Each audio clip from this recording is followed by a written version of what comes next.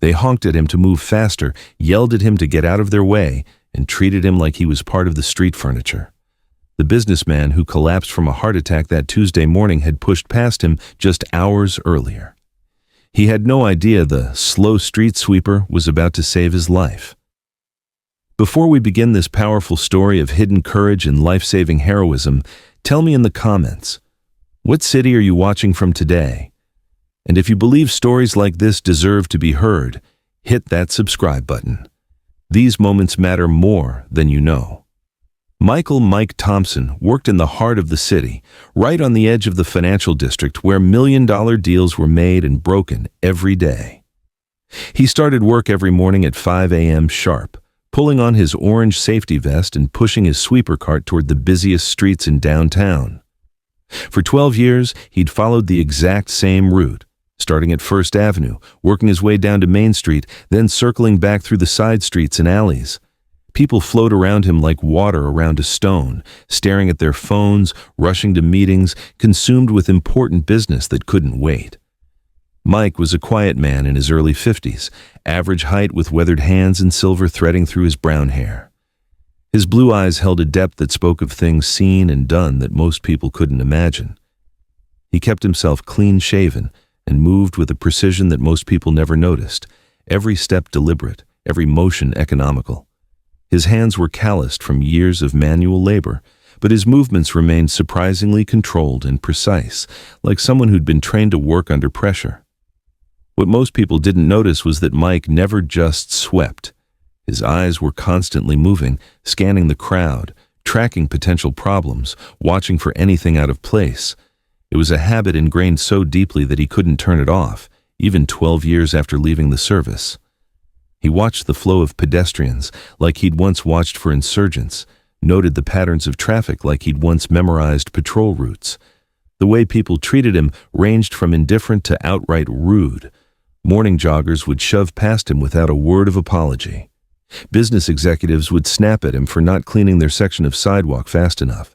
Drivers would honk and gesture for him to move his cart out of their way, as if he was nothing more than a temporary inconvenience, blocking their path to somewhere more important. There was one person in particular who made Mike's mornings consistently unpleasant. Richard Morrison, a partner at one of the city's largest investment firms, drove past in his black BMW every morning at exactly 8:30, usually shouting into his phone about deals and numbers that meant millions to him and nothing to anyone else. Every time Morrison saw Mike, he'd grow visibly irritated, wave him aside with sharp gestures, and sometimes roll down his window to shout, "Move it! Some of us have real jobs." Mike never responded to the abuse. He'd simply step aside, let Morrison pass, and continue with his work. He'd learned long ago that some battles weren't worth fighting, especially when the other person had no idea who they were really talking to.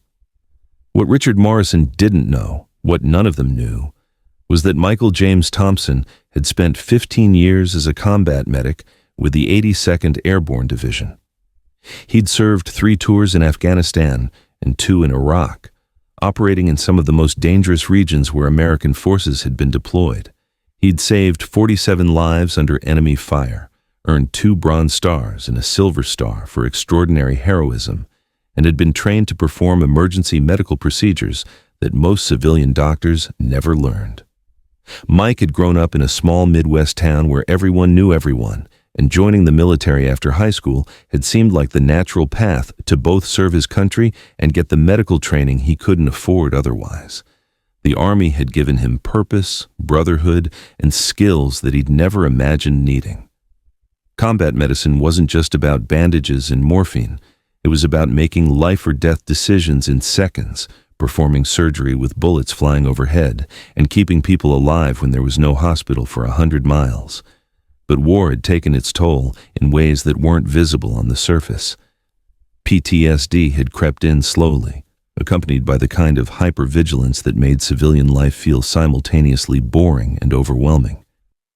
His marriage had crumbled under the weight of deployments and the emotional distance that came with seeing too much death. His ex-wife had taken their 2 children and moved across the country, limiting his visits to supervised weekends that felt more like parole than parenthood.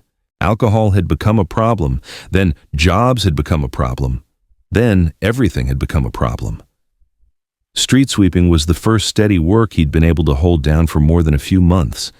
It kept him outside, kept him moving, and most importantly, kept him away from situations where his training might be needed. He'd convinced himself that his fighting days were over, that his medical skills were gathering dust like old uniforms in a closet he never opened.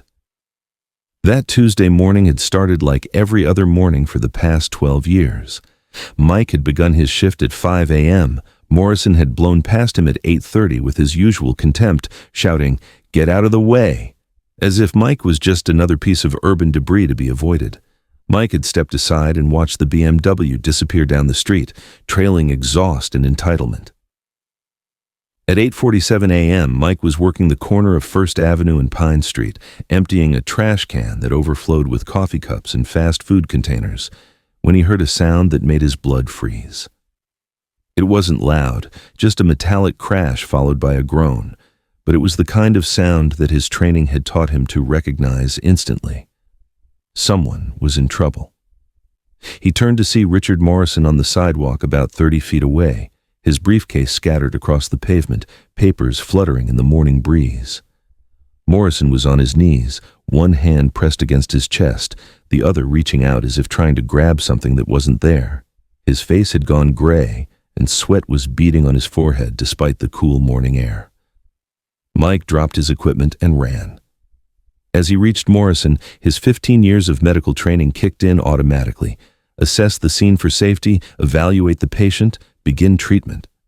Morrison's breathing was rapid and shallow, his skin was clammy, and he was exhibiting all the classic signs of acute myocardial infarction, a heart attack, and a serious one. "Sir, can you hear me?" Mike asked, his voice calm but commanding. Morrison's eyes focused on him with difficulty, trying to process that the street sweeper he'd been yelling at for years was suddenly kneeling beside him, speaking with the authority of someone who knew exactly what they were doing. "What? What's happening to me?" Morrison gasped. "You're having a heart attack," Mike said matter-of-factly as he carefully positioned Morrison on his back.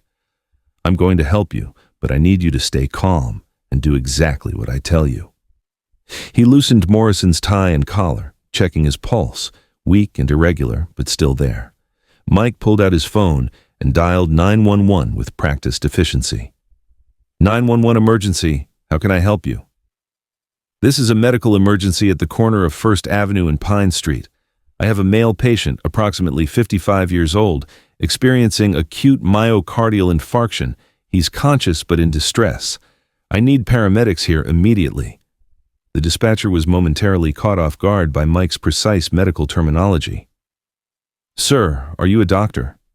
"Former Army combat medic, 82nd Airborne. What's the ETA on the ambulance?" 7 to 8 minutes, sir." Mike ended the call and turned his full attention back to Morrison, whose condition was deteriorating rapidly.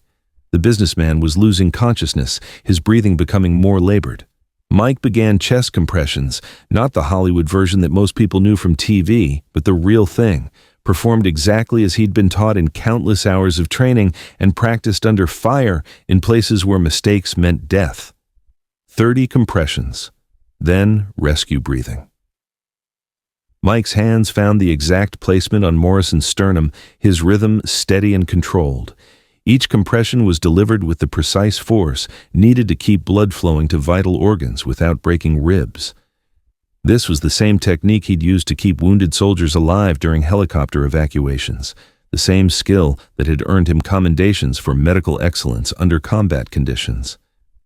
A crowd was beginning to gather, drawn by the unusual sight of what appeared to be a street cleaner performing professional-level medical intervention. Office workers on their way to morning meetings stopped and stared. A few people pulled out phones, but most just watched in fascination as the man they had walked past every day for years revealed skills none of them had imagined. "Who is this guy?" someone whispered. "He works street maintenance, but this is like watching a paramedic work. Look at his technique. He knows exactly what he's doing." Mike continued the compressions, monitoring Morrison's color and breathing. After 2 minutes of CPR, Morrison's condition began to stabilize slightly. His color improved from gray to pale, and his breathing became less erratic. Mike checked his pulse again, still weak, but stronger than before.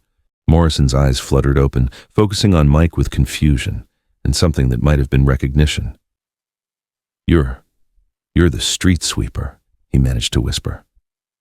"I'm also a former Army medic," Mike replied calmly, never pausing in his assessment of Morrison's condition. 15 years of active duty. Try to stay calm. Help is on the way." Why are you helping me?" Morrison asked, his voice barely audible. "I've been nothing but rude to you." Mike met his eyes steadily. "Because this is what I do. I keep people alive. It doesn't matter how you've treated me." The sound of sirens was growing louder, and within minutes a paramedic unit pulled up to the scene. The EMTs jumped out and immediately assessed the situation, a patient who had clearly been receiving professional medical care from someone who knew what they were doing. "Are you a physician?" the lead paramedic asked Mike as they began hooking Morrison up to their equipment. "Former combat medic, 82nd Airborne Division, 15 years active duty," Mike replied, stepping back to give them room to work but remaining close enough to provide information. Patient presented with classic MI symptoms at approximately 8:47. "I've been performing CPR for about 6 minutes. His vitals have stabilized somewhat, but he'll need immediate transport." The paramedic nodded with the respect that one medical professional gives another. "Outstanding work. You probably saved his life." As the EMTs prepared Morrison for transport, the businessman grabbed Mike's hand weakly. "What's your name?" he asked. "Michael Thompson." "Michael, thank you. I'm sorry for everything. Thank you for saving my life." Mike squeezed his hand gently. "Just focus on getting better, Mr. Morrison." After the ambulance departed, the crowd began to disperse, but the atmosphere had changed completely. The people who remained looked at Mike differently now, not as an invisible city employee doing menial work, but as someone who had just demonstrated extraordinary skill and compassion under pressure. Word began to spread through the office buildings and coffee shops, carried by the dozens of people who had witnessed the emergency. The story grew with each telling. The quiet street sweeper who had worked downtown for years was actually a decorated combat veteran with extensive medical training. He'd saved a man's life using skills earned in war zones, skills that most people only saw in movies or emergency rooms. Over the following days, everything changed for Mike. People who had ignored him for years began saying good morning. Office workers started bringing him coffee and thanking him not just for keeping their streets clean, but for his military service. Children walking to school with their parents would wave and smile when they saw him. But Mike himself didn't change. He arrived at the same time, followed the same route, performed the same job with the same quiet dignity he'd always shown. He didn't seek attention or recognition for what he'd done. He'd simply responded to an emergency with the skills he'd been trained to use. A week later, Richard Morrison was released from the hospital. His first stop was downtown, looking for the man who had saved his life.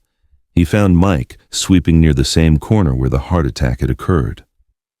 "Michael," Morrison said, approaching with a humility that hadn't been there before, "I owe you an apology. And my life." Mike paused in his sweeping and looked at the businessman who seemed like a different person than the one who had yelled at him every morning for years. "You saved my life," Morrison continued. "I spent years treating you like you were invisible, like you didn't matter. But you were there when I needed you most. You're a hero, and I was just an asshole." "We all deserve second chances," Mike replied simply. "I'm glad you're feeling better." "I want to make this right," Morrison said. "Let me help you. I have connections. I can find you a better job, something that uses your medical training." Mike shook his head. "I appreciate it, but I'm good where I am. This work has purpose, too." From that day forward, Morrison made a point of greeting Mike every morning. He brought him coffee and pastries, not as charity, but as genuine friendship. He told other business leaders about Mike's background, spreading awareness that the man keeping their streets clean was also a decorated war hero who had once saved lives in combat zones. Michael Thompson remained a street sweeper, but he was no longer just a street sweeper.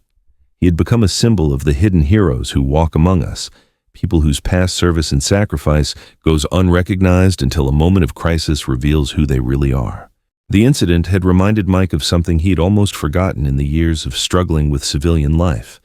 His skills still mattered. His training still had value. His service to others didn't end when he left the military. It just took different forms. Whether he was treating wounded soldiers in a war zone or keeping city streets clean and safe, he was still serving others, still making a difference in ways both large and small. Michael Thompson never needed a uniform to be a warrior, never needed medals to know his worth, and never needed recognition to find purpose in his work.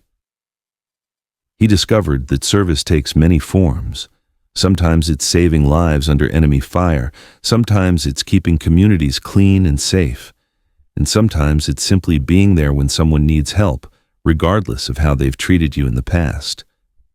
The most powerful stories aren't always about what people do when everyone's watching. They're about what people do every single day when no one notices. The quiet heroes who carry their training, their experience, and their willingness to help others wherever they go. So now I ask you, have you ever encountered someone like Michael Thompson? Someone whose humble work concealed a story of extraordinary service and skill? Share their name in the comments. Tell us how they taught you that heroism comes in many forms, that dignity doesn't depend on recognition, and that the most important work is often the work that goes unseen. Thank you for watching Stories for Us. If this story moved you, subscribe to help us honor the quiet heroes who deserve to be remembered. We'll see you in the next story. And until then, remember, the next time you see someone doing humble work with dignity and precision, look a little closer. You might be standing next to a hero.